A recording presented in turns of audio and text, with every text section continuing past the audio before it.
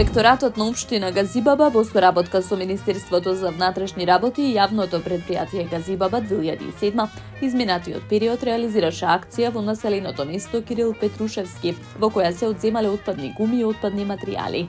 Локација која беше предмет на акцијата се наоѓа во непосредна близина на поранешната градска депонија Вардариште и представува црна точка во поглед на загадување на животната средина и амбиентниот воздух поради спалување на отпад.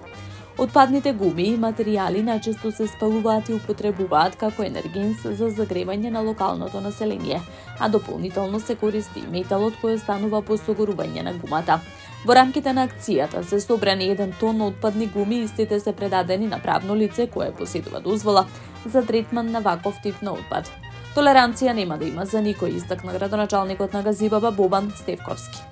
Инспекторатот продолжува со посветена работа на терен со цел разоткривање и санкционирање на сите оние кои со своите постапки придонесуваат за загадување на амбиентниот воздух, најави Стевковски.